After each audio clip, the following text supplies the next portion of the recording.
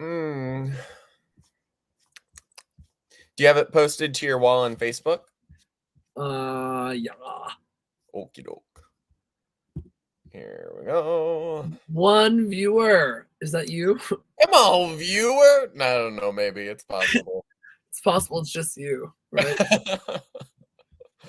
We're rigging the numbers here in our favor. All right. All right. I'm back. Here I am. We'll So, give it a second to see if people come on. uh, You're feeling okay? yeah, I'm fine. Are you gonna pass out? We'll see.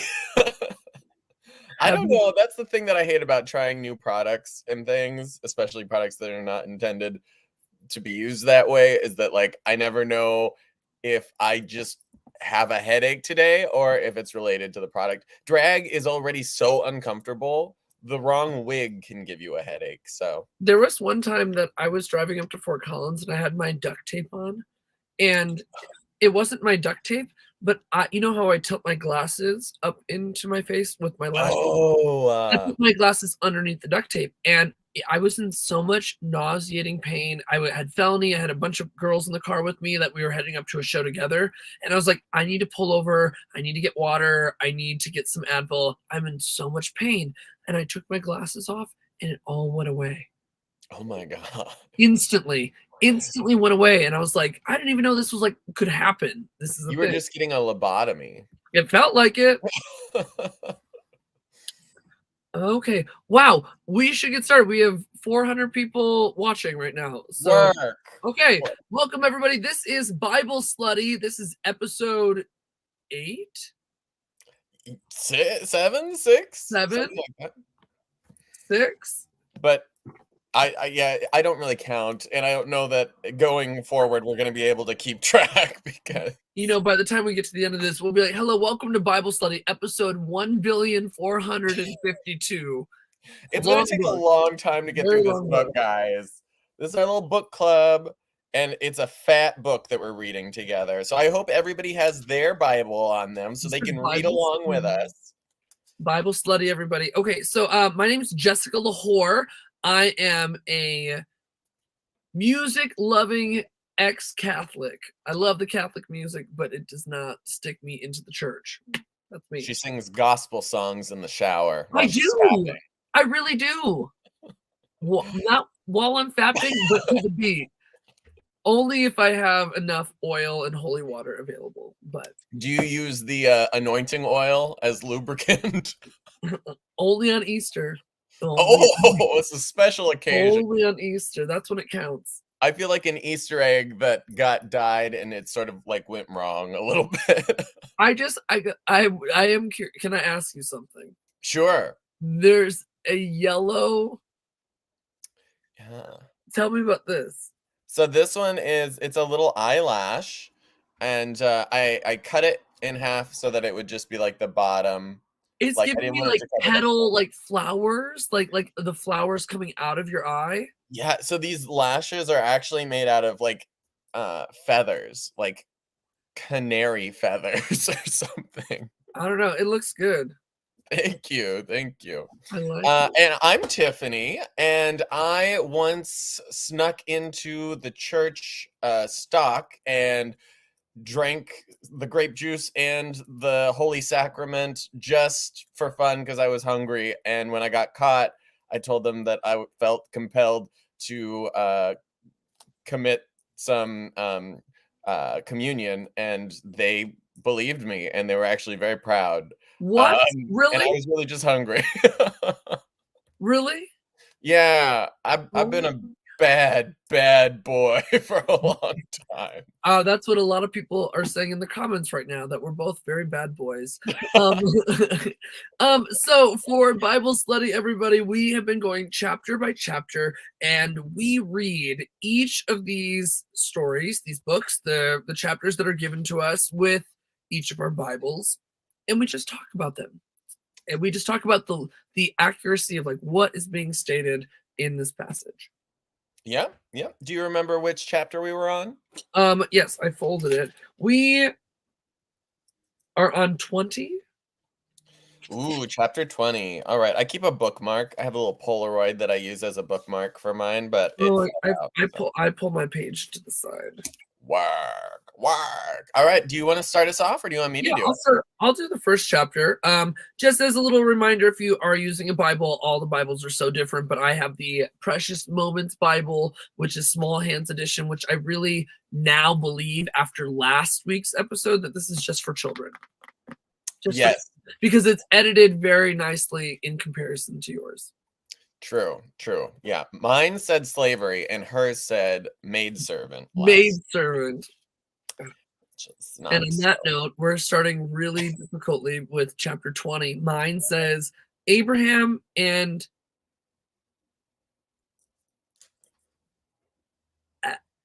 Abimelech. Abimelech, Abimelech.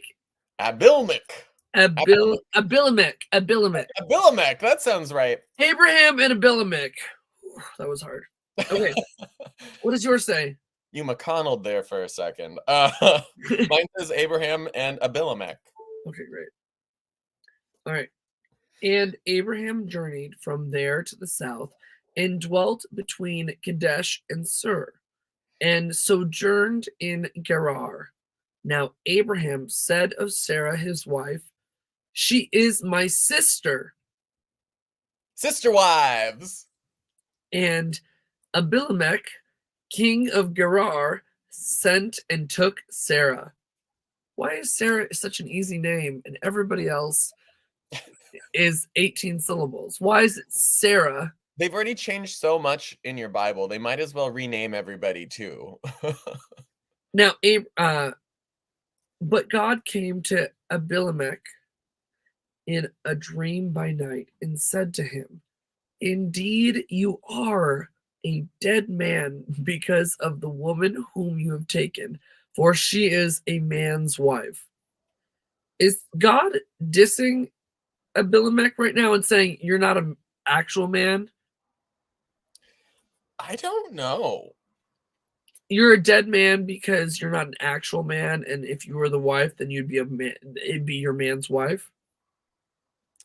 It sounded to me like he was saying you're a dead man because you're sleeping with a married woman. Mm. But Abimelech had not come near her, and he said, "Lord, will you slay? Will you will you God's just slay? up there in Will heaven you like, slay? bah, bah, bah, bah, bah. Will you slay a righteous nation also?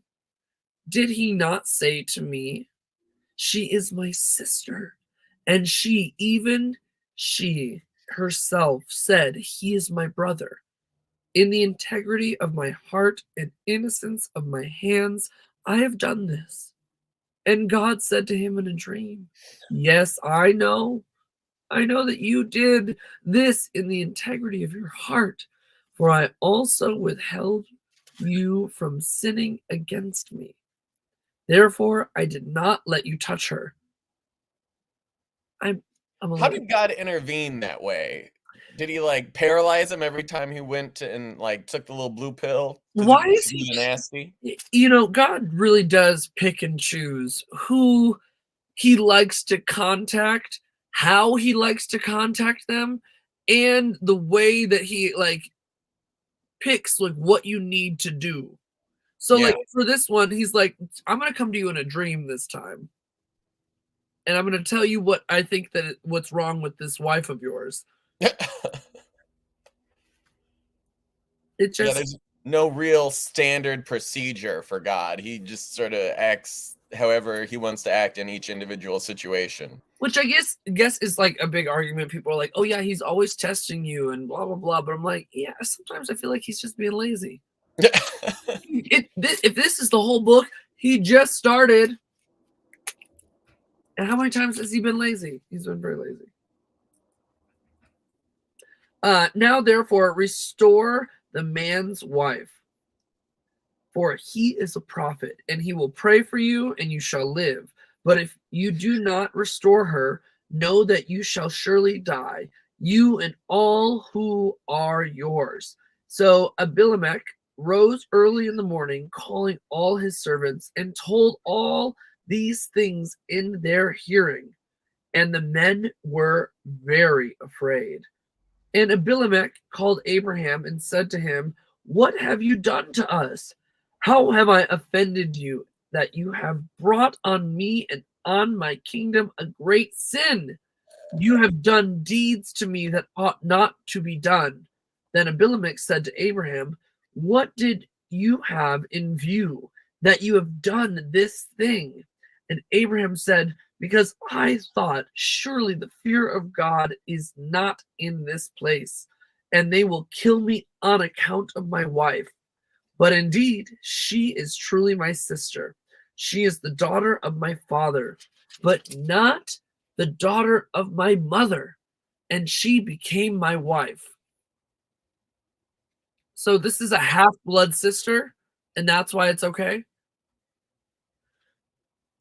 She's the daughter of my father, but not the daughter of my mother. So she really is his sister. Yes, but half sister.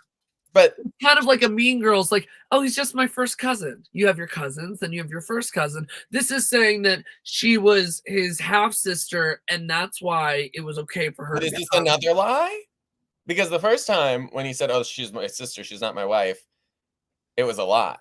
And now he seems like he's going halfway. It's like, well, technically, she is my sister, but I'm also banging her. Right? True. It's kind of like later on, like you find more details, and you're like, "Well, I'm not lying to you, but technically, I put the tip in." Like, what does that mean? Well, It came to pass when God caused me to wander from my father's house that I said to her, "This is your kindness that you should do for me in every place, wherever we go. Say of me, 'He is my brother.'" Why do they keep saying that? Is it making it better? it's giving Luke and Leia Skywalker. Oh, it is very much giving Luke and Leia. Then Abimelech, I changed it. Abimelech took sheep, oxen, and male and female servants and gave them to Abraham. And he restored Sarah, his wife, to him. And Abimelech said, "See, my land is before you. Dwell where it pleases you." He's really trying. Abimelech is like schmoozing. He's like, here's servants. Here's your wife back. Here is all these animals. Also, hey, stay as long as you would like to get over Yes. this.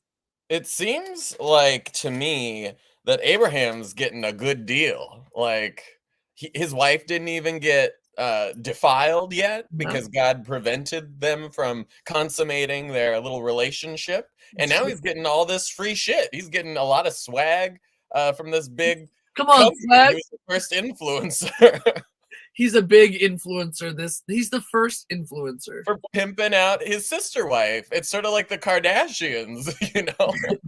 Yeah, you One thought sex tape. Kim, you thought that you were the OG of this starting thing. No, Abimelech and Abraham, they fucked that shit up before you. Then All Sarah right. said then to Sarah he said, "Behold, I have given your brother 1,000 pieces of silver, more bribes. Indeed, this vindicates you before all who are with you and before all others." Thus she was reproved. Reproved. So Abraham prayed to God, and God healed Abimelech, his wife, and his maidservants. Wait. Then they Which bore verse was children. that? Yes, then they bore children, for the Lord had closed up all the wombs of the house of Abimelech because of Sarah, Abraham's wife. Mine said, then Abraham prayed to God, and God healed Abimelech, his wife, and his female slaves, so they could have children again. Female slaves is not the same as maid servants. Very Again, much. we covered this last week, but we were talking about how if they're maids, they should have a living wage. They should be able to go home to their husbands at the end of the Vacation day. time. Vacation time, Your health care. husband should not be the person employing them. Yeah. Yeah. Yeah, so this Wow. was just this last part was very much like bribing the whole time. Like, hey, I fucked up. I fucked up. Maternity leave. Oh my God. Sorry. No, you saw that. Maternity leave. It's just kind of like, hey, I fucked up. I need to give you 1,000 pieces of silver. All the goats. Like, I think that's funny. Yeah, it is funny. All because God went to him in a dream. True. It's weird how God like appears to people in different ways throughout the book, whether he's sent an angel, sometimes he appears himself, sometimes he appears as like a flaming bush. In a garden, but he's clothed and you're not. Yeah, that situation. Why is And God then, never naked, but he wants everybody else to be dead and naked? why was God appearing in person and it was no problem for him to do that back here, but nowadays he just doesn't do that? He's tired. He's Yeah. tired. A flaming bush. You know, I would have a flaming bush, wouldn't I? I mean, you're giving me very flaming bush right now. Yes. Oh my God. Okay, here we go. Not just the crabs. It burns so bad. The pussy is burning. Anyway, It's burning. we're on 21. Baby, I'm burning out of control. Isaac is born is my title. Mine says the birth of Isaac, so very similar. Chapter 21 of Genesis. Now the Lord was gracious, so Sarah, I need to lift this up, to Sarah, as he had said, and the Lord did for Sarah what he had promised. Sarah became pregnant and bore a son to Abraham in his old age. At the very time God had promised him, Abraham gave the name Isaac to the son Sarah bore him. When his son Isaac was 8 days old, Abraham circumcised him as God commanded him. Yeah. Abraham was 100 years old when his son Isaac was born to him. Sarah said, God has brought me laughter, and everyone who hears about this will laugh with me. And she added, who would have said to Abraham that Sarah would nurse children? That's got to be one dusty tit. Like that baby's got to be nursing on that nipple, and it's got to be like talcum powder. Just powdered milk was popular back then. Powdered milk. Yeah. Oh my God. I can't. Oh wait, hold on. I got you. Are you gonna give us a little demonstration? You got a little schmutz. I got some titty milk on me. Little titty milk. Oh my God. Here we go. We got continuing on. Sarah said, God has brought me laughter, and everyone who hears about this will laugh with me. And she added, who would have said to Abraham that Sarah would nurse children? Yet I have borne him a son in his old age. Imagine the damage that would be done on 100-year-old Putani popping out a baby To from be fair, your replaced hip. At this time, people are living to like 800 years old and having kids. I don't know, because they keep changing it. Like that, we had recently somebody who was living to like 300, but we also were told a while ago that they kept it at 120. It's not lining up. It's not in chronological order because it's not super strict that that's happening. But regardless of all of that, she's making a big deal about how old they are. So clearly, at least for them, in their opinion, this is a really, really uncommon age to be having children, Okay. even in their time. Which to me, I'm like trying to picture what it would look like to have a senior citizen popping out a baby. She's probably got a death grip on each hand of her walker, You and she know, just squats and coughs, and the placenta falls right hey, out. if they're doing stretching and stuff, there are some really nimble old bitches. That's the type of nimble old bitch I want to be in my retirement home. Just a bunch of swingers. I'm not even currently a nimble old bitch. I need to Your get. hole is malleable. I've seen you sit on a traffic cone. Oh yeah. Well, that one time I wanted cereal. Oh my god. There we The go. child grew and was weaned. And on the day Isaac was weaned, Abraham held a great feast. But Sarah saw that the son whom Hagar, the Egyptian, had borne to Abraham was mocking. And she said to Abraham, "Get rid of that slave woman and her son, for that woman's son will never share in the inheritance with my son Oh, Isaac." So remember that whole unnecessary situation where they impregnated their slave, yes. and God could have intervened and made Sarah possible to have a child before this happened, but But instead decide. he decided to wait, tell the slave to go back and birth this baby, and then decided to allow Sarah to be able to have children. Well, here we are saying that it's going to continue on. And now the abusive Sarah, who abused Hagar, the sex slave, and is the reason that she ran away, now she's being a little bitch to the slave that she told Abram to impregnate. She's being a bitch to the child. She's like, "You're an adopted child, so you're never going to be as important as my real baby." I mean, that's true. That's the way that it's coming off. It's wild. I'd also like to point out that instead of slave woman, they call them a bond woman in my Bond. like James Bond. slave bond. Slave Bond. I like my whip shaken, not stirred. I like my whip shaken, not stirred. I don't know. I feel like this is just awful. Like, I don't understand why there's so much reference to, like, they're downplaying it so hard, slavery in this book, and they're just saying, oh, a maid wife or a bondwoman, and yours is just up front. Like, that's what it was. Yeah. Also, I'm like really irritated that her name is Sarah. Like, I know that we've known her name is Sarah, but why is her name Sarah with an H and everybody else that we meet is very different?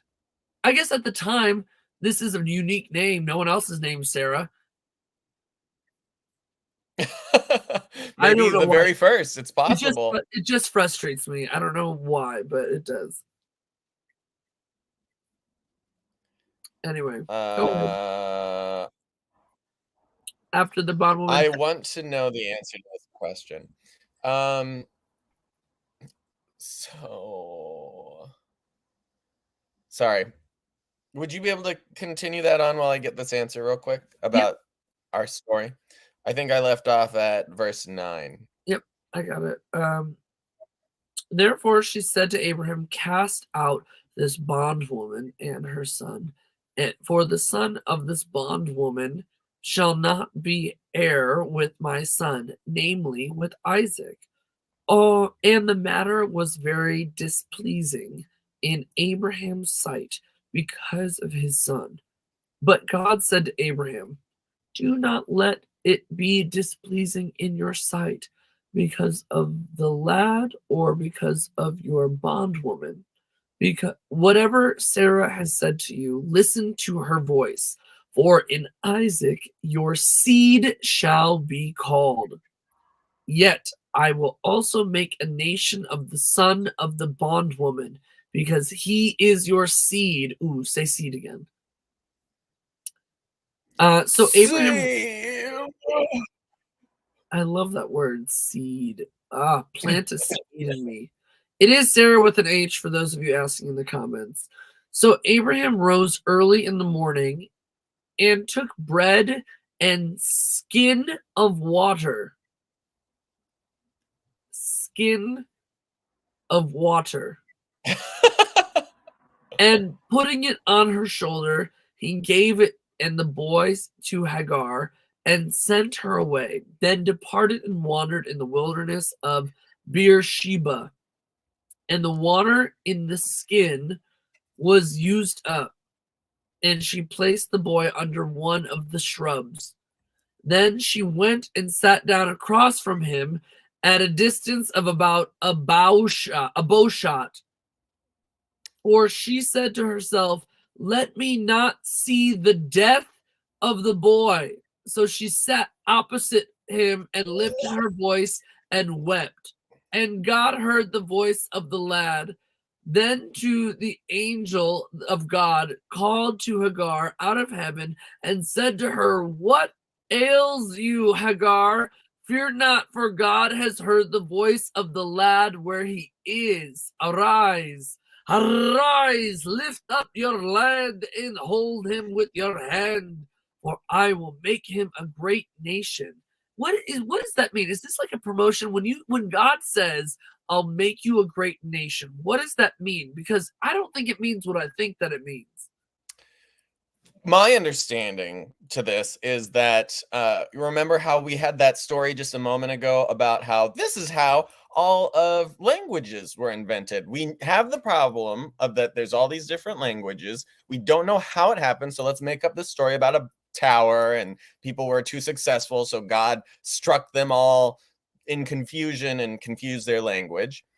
My understanding of this, when they keep talking about, oh, from your son, a great nation will arise. From your son, who is the legitimate son, a great nation will rise. Yeah. And this other one, who is a bastard child of a slave, another nation will arise. So it's a way for them to be like, our nation it's nationalism. For them to be like, our nation is justified and is not from the bastard child of a slave. Y'all's nation is from, and it's sort of painting themselves as the good guys within their own mythology.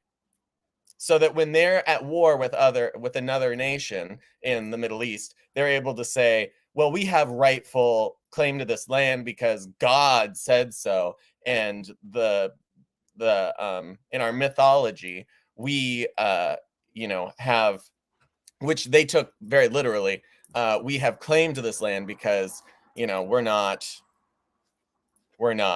from this bad example of a descendant. Interesting. That's what I've heard. That's the theory that I've heard. So I just feel like it's been very used like very loosely. People be like, "Oh, you know what? I'm gonna make you a great nation. I'm gonna make your descendants a great nation." Like they keep saying like using it as a reference kind of thing, like you're getting a promotion. Yeah. Well, I mean, I think that if God could promise them anything, that would be very valuable, it would be that they would be, the commander of a nation. It's like a legacy thing. And God let me read this. And God opened her eyes, not God's eyes, Sarah's eyes, right? God, I thought this was gonna be me being like, see, they refer to God as a woman. No, you're not gonna find that. And God, I'm so frustrated. And God heard the voice of the lad, and the angel of God called to Hagar out of heaven and said to her, "What ails you, Hagar?" Oh, I read that. Oh, and God opened her eyes, and she saw a well of water. Then she went and filled the skin with water and gave the lad a drink.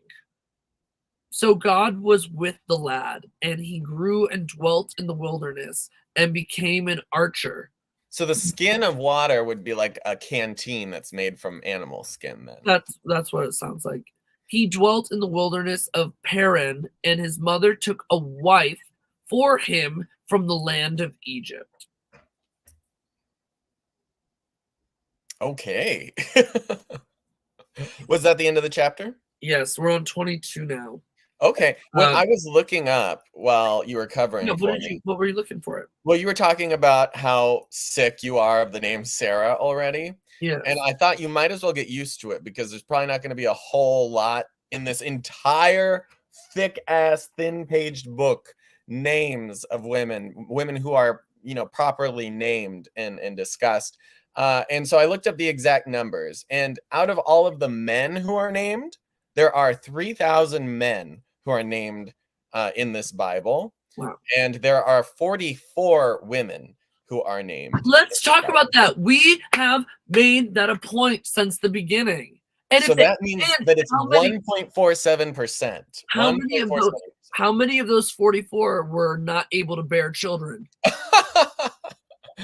That I don't know, but a lot of them so far that they've mentioned in just Genesis, they're like, and then there was Rebecca, and she could not Couldn't have have children. kids. That's all. So that's what I'm just like 44 out of 3,000 plus? That's ridiculous. This is a man's book. All right, verse 22. Mine says the treaty of Beersheba. Mine says a covenant with Abimelech. Okay. At the time, Abimelech and Phicol, Fecal matter? the commander of his forces, said to Abram, God is with you in everything you do. Now swear to me here before God that you will not deal falsely with me or my children or my descendants. Show to me and the country where you now reside as a foreigner the same kindness I have shown to you. Abraham said, I swear it. Then Abraham complained to Abimelech about a well of water that Abimelech's servants had seized. But Abimelech said, I don't know who has done this. You did not tell me, and I heard about it only today. So Abraham brought sheep and cattle and gave them to Abimelech, and the two men made a treaty. Abraham set apart 7 ewe lambs from the flock. And Abimelech asked Abraham, what is the meaning of these 7 ewe lambs you have set apart by themselves? He replied, accept these 7 lambs from my hand as a witness, and as a witness that I dug this well. So that place was Wait, called Beersheba. let me give you these baby lambs to prove to you that I dug this well. It seems to me like he's bribing him. He's like, because he said that he seized the well. It doesn't say that he dug it. It says that he took it and then he said, hey, here's 7 lambs if you say that I dug this well. I don't know. Oh, It's, trying to get credit for it. seems like it to me, but I could totally be wrong. Interesting. I'm just taking it for face value because the two men swore an oath together. These little details mean very little to me. After the treaty had been made at Beersheba, Abimelech and Phicol, that is such a weird name, the commander of his forces, returned to the land of the Philistines. Abraham planted a tamarisk tree in Beersheba, and there he called on the name of the Lord, the eternal God. And Abraham stayed in the land of the Philistines for a long time. Chapter 22 is entitled Abraham Tested. You think Mine he says scored well? faith confirmed. Abraham's faith confirmed. Oh. Okay. Abraham went and got tested every 3 months for STIs. And They had a clinic. he was the first clinic. They turned Noah's Ark into a clinic. Clinically insane. Now it came to pass after these things that God tested Abraham and said to him, Abraham, and he said, here I am. And he said, now take now your son, your only son Isaac, whom you love, and go to the land of Moriah. Nuh-uh, that's not his only son. There's Moriah. still the rape baby to There's be still the considered. the land of Moriah, not Moriah Hispanic, but Moriah. To the land of Mariah Carey. Mariah Carey. And offer him there as a burnt offering on one of the mountains of which I shall tell you. So Abraham rose early in the morning and saddled his donkey and took 2 of his young men with him. It's gay. With Isaac, his son. Yeah. And he split the wood. I bet he did. He split the wood for the burnt offering and arose and went to the place which God had told him. So now they have to burn shit. Before it was as foreskins. Yeah, well, the covenant was to do the deal with the foreskins, and now he's saying, I want you to sacrifice the thing you love most in the world. Because he wanted to make sure that he was still Abraham's favorite. God is really insecure and constantly needs reassurance that he's everybody's favorite. Or else. There's a lot happening right now. I think I lost my page. Oh. I found it. Then, wait, no. So Abraham rose early in the morning and saddled his donkey. Yes. Then on the 3rd day, Abraham lifted his eyes and saw the place from afar off. And Abraham said to his young men, stay here with the donkey. The lad and I will go yonder and worship, and we will come back to you. So Abraham took the wood of the burnt offering and laid it on Isaac his son, and he took the fire in his hand and a knife, and the 2 of them went together. But Isaac spoke to Abraham his father and said, my father! And he said, here I am, my son. And he said, look, the fire and the wood, but where is the lamb for the burnt offering? And Abraham said, my son, God will provide for himself the lamb for a burnt offering. And the two of them went together. Then they came to the place of which God had told him, and Abraham built an altar there and placed the wood in order. And he bound Isaac his son and laid him on the altar upon the wood. And Abraham is kinky. The first bondage act. Abraham stretched out his hand and took the knife to slay his son. Slay Tina. But the angel of the Lord called to him from heaven and said, Abraham, Abraham. And he said, here I am. And he said, do not lay your hand on the lad.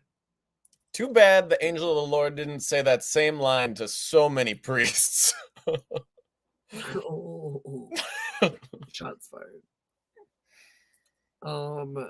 Do not lay your hand on land or do anything to him. For now I know that you fear God, since you have not withheld your son, your only son, from me. So God is saying, since you were willing to kill him, that means that you're good. You do trust me. So don't kill him. It was just a test. Good thing I caught you in enough time. Do you know why this specific verse is so dangerous? It's because they're basically saying you need to be willing to trust the voices in your head more so than the well-being of the people around you. You need to trust this vertical relationship that you have with God more so than the horizontal relationship you have with people here on earth. So when people have dangerous thoughts in their head about harming others, whether it's from mental illness like schizophrenia or whatever, and they're convinced that it's God, verses like this reinforce the idea that it's a good idea to do literally anything as long as you're convinced that your religion approves of it. Acts. As long as your religion said it's okay, then everything fucked up is good to go. Yeah, and that's how we got the crusade. Then Abraham lifted his eyes and looked, and there behind him was a ram caught in a thicket by its horns. So Abraham went and took the ram and offered it up for the burnt offering instead of his son. And Abraham called the name of the place, "The Lord will provide." As it is said to this day, "In the mount of the Lord it shall be provided." Then the angel of the Lord called to Abraham a second time out of heaven and said, "By myself I have sworn, says the Lord, because you have done this thing and have not withheld your son, your only son. In blessing I will bless you, and in multiplying I will multiply your descendants as the stars of the heaven and as the sand which is on the seashore. And your descendants shall possess the gate of their enemies. In your seed all your nations of the earth shall be blessed because you have obeyed my voice." So Abraham returned to his young men, and they rose. Yeah, they did. Went together to Beersheba for happy hour. Beersheba. Beersheba That sounds happy like hour. a drag brunch. Three At a- Beersheba drag brunch. And Abraham dwelt at Beersheba. So Abraham his got raft drunk. house. She was sad girl drunk. That's what Abraham was. Oh my God. Was that the end of that chapter? That was the end of that chapter. So much happened. Yeah. God And likes to do this thing where he's like, "Hey, I need you to do this." Also, I don't. It was just a joke. It was just a joke. I'm just joking. JK. Sorry about all the emotional trauma we've inflicted on your son. Well, that's why Abraham is crying in Beersheba and everyone else is partying in Beersheba. Because Abraham is dealing with his trauma. I feel like the relationship between Isaac and Abraham had to be a little sus ever since that day. Oh, Like, I'd be side-eyeing my father hard after that experience. Well, and I'm sitting here like, God said, well, through the angel, you almost killed him, but you didn't. And that was the test. But we still need you to kill something. Yeah. Like, yeah, don't think you're out of it. Don't think that we forgot that you still need to kill something. So you see You gotta pay the piper, honey. that poor animal over there that is trapped in the fence? Burn it. Go take it, burn it. Burn it with all the foreskins. Oh. Do they have to cut off the sheep's foreskin first as like No. an appetizer? Different foreskin. Oh, okay. God only wants the human foreskins. Those are more valuable. Yes, they tend to be. Well, you were just complaining about how tired you are of Sarah with an H, and the following chapter 23 is entitled "The Death of Sarah." We're on 20. I know we're on 20. Yeah. The That was family odd. the family of Oh, Nahor. we're on verse 20. Yeah, but chapter 23 is after this It's paragraph. coming up. Yeah. So Nahor's sons. Sometime later, Abraham was told Milcah is also a mother. She has borne sons to your brother Nahor. Nahor! It's one of my cousins from the house of Lahore. My cousin Nahor. Nahor. Uz the firstborn. Uz. Is the name of yours also Uz? That's the bizarrest name we've had so far. Have you sucker? Oh, ooze? Ooze. I Like how have gonorrhea makes you ooze. I have a lot of names, but I don't have an ooze. Ooze the firstborn, Buzz his brother, like Buzz Lightyear, and Camule, the father of Aram. Wait, yours is Buzz? Buzz his brother. With a B? Mm-hmm. Okay, I want you to read this. It's only 4 sentences, so or 5 sentences. You read yours, and then I'm going to read mine next. So this is verse 21. Uz the firstborn, Buzz his brother, Camule, the father of Aram, Kesed, Hazo, Pildash, Jidlaph, and Bethel. That's the names. Are you going to read your names? No, those are right. Oh, okay. Bethel became the father of Rebekah, Milcah bore these 8 sons to Abraham's brother Nahor. His concubine, whose name was Reumah, also had sons Teba, Gaham, Tahash, and Makah. And then we're at the death of Sarah. Ooh, yeah, I'm ready for this one. Dun, dun, dun. I love how there's like no female characters, and I'm already wanting her to die. Oh my god. Well, to be fair, Sarah was she was an enabler she was actually the one who had the idea of the sex slavery with Abraham. She was the one who said, "Hey, I'm never going to have kids. I want a baby. Go impregnate my female sex slave." That's And right. it was her idea all along. And then when she did get pregnant, she started just being a total bitch to Hagar, to the point where she abused her so much that Hagar ran away. And then when the angel of the Lord was like, "Hey, get your ass back to work," Hagar showed up, had this fucking baby, and then Sarah was like, "Why the fuck do you think that you belong in my house with your little rape baby?" Yeah. Sarah's a total cunt. I don't know why people Seriously. are naming their children after this Sarah. You know, it's the people that took the H off. Those are the ones that are successful. It's the SARAs. Somebody said Ethan commented she was a very good concubine. Nahor was a very good Yeah. concubine. Okay, Sarah's death and burial. Can I read this? I would love you to. I think you're going to get some sick satisfaction about reading about Sarah. Sarah lived 127 years. These were the years of the life of Sarah. So Sarah died in Kirjath Arba, that is Hebron, in the land. Wait, Jessica. We have to address that she lived to 127 years. Oh, I know. That's why I capped paused. it. That's what I paused. I know, but I was like not really thinking through about how they already capped it at 120, and she exceeded it again already. Again, they even let the women exceed. God specifically said, He did 120. Your days on earth shall be limited to 120, and she lived to be 127. The math isn't mathing in so many ways. It's not. In the land of Canaan, and Abraham came to mourn for Sarah and to weep for her. Then Abraham stood up from before his dead and spoke to the sons of Heth, saying,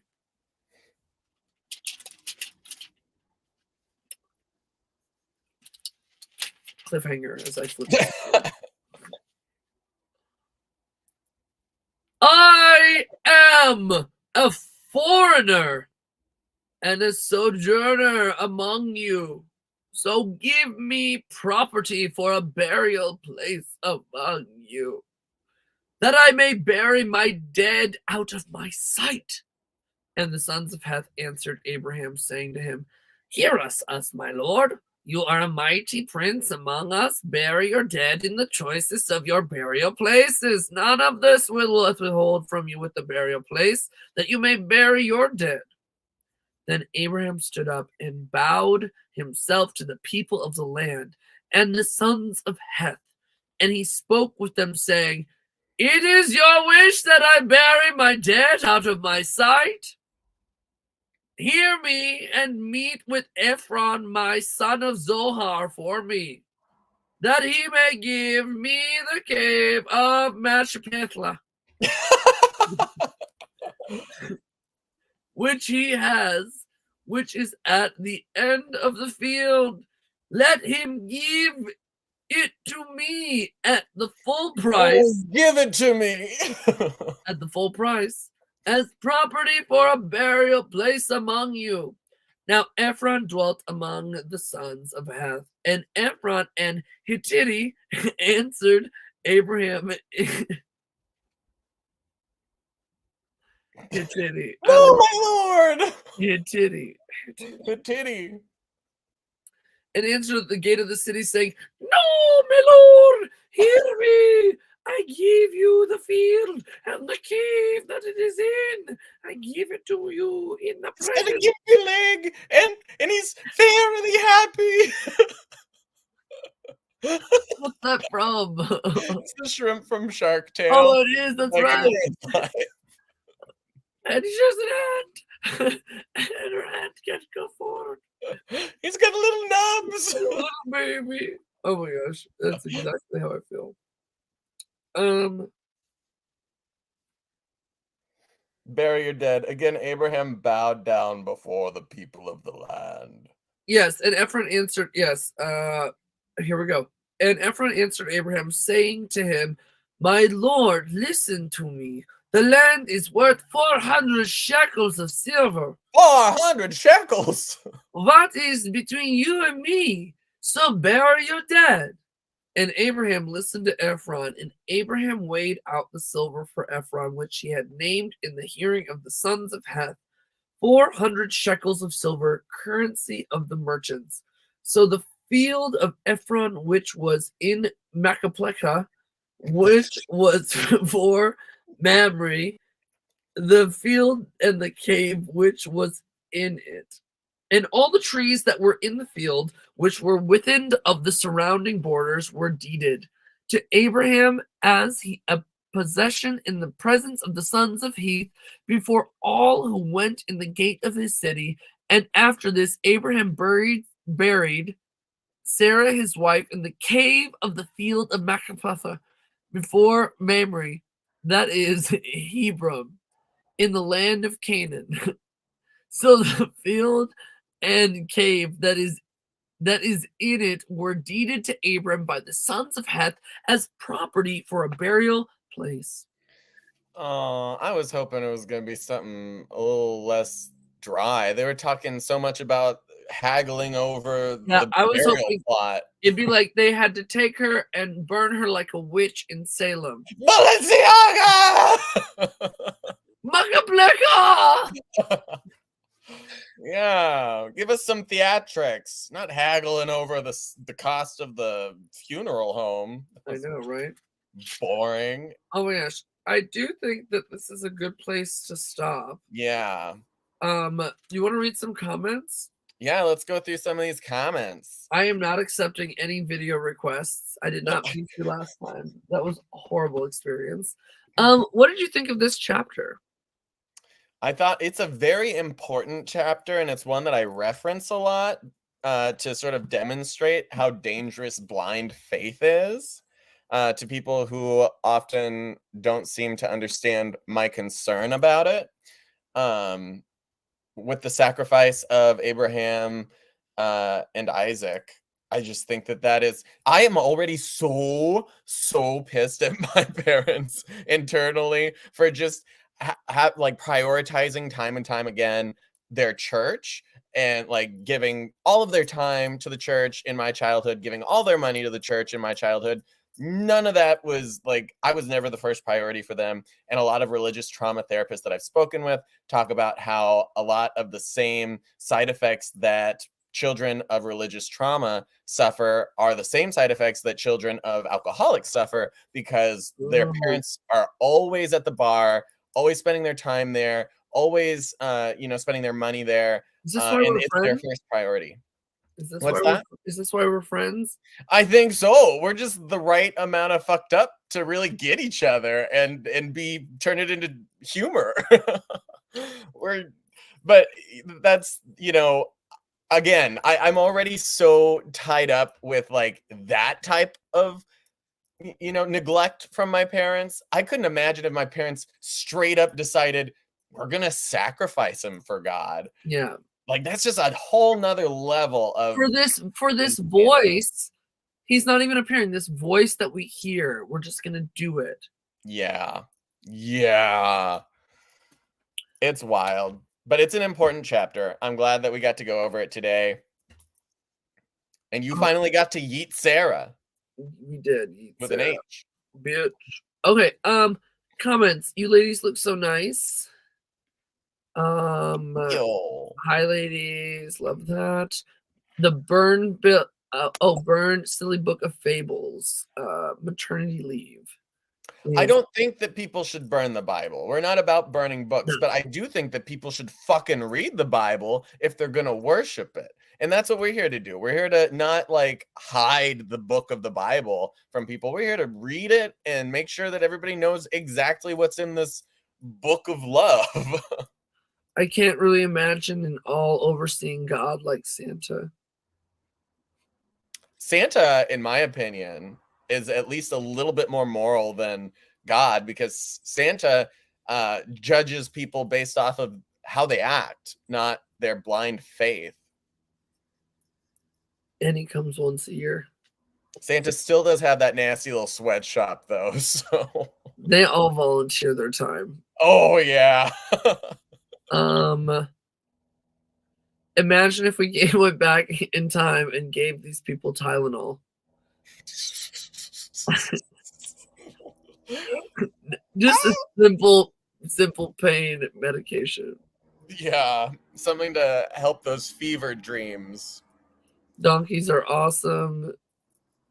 In the morning, I'm making waffles. Your Bible pronunciation hurts my heart. Thank you. Someone makes their Buzz Lightyear comment, Nahor. Oh my gosh. I live in an elderly housing and the really old people are miserable. All their family and friends are dead and they're dependent on the carers for basic living tasks. And I Somebody asked me to read it like Gollum. We can do that next time. And then on this one, read more important stuff. we can't skip around. The whole point of what we're doing here is to tell people. Another boy that needed more attention when he was a kid. Oh. These ones are more hurtful. More God stories. I love it. Slay. That is a queen. Send me a baby. Seed. Seed. It's gonna be our merch. Seed merch. Seed merch. Oh my gosh. Those are the comments. That was this week's episode. We'll catch you next Saturday. It's going to be 4 p.m. Mountain Standard Time. Isn't that right, Jessica? It sure will be. Wonderful. All right. Well, we've had a blast with all of you today. Thank you for joining us for some Bible Slutty. We got into some fun chapters today. Yeah. We got to cover some ground in our big old thick, girthy Bibles. And look how much further we have to go. We have so much to go. This will take us at least 4 years to finish. Yeah, so you can't block me until that time is up. Until we finish the Bible. Yeah, she's got a countdown clock app inside of her phone. She's waiting. Oh, yes. It has been going every day. My name is Jessica Lahore. This is Tiffany Vogue. Make sure to tip us in the Venmo if you enjoyed our commentary on the Bible and give us a good old follow on the social medias so you can join us on our journeys. In the meantime, we'll see you next time. See ya. Believe in Jesus. Shocker. Dun dun dun.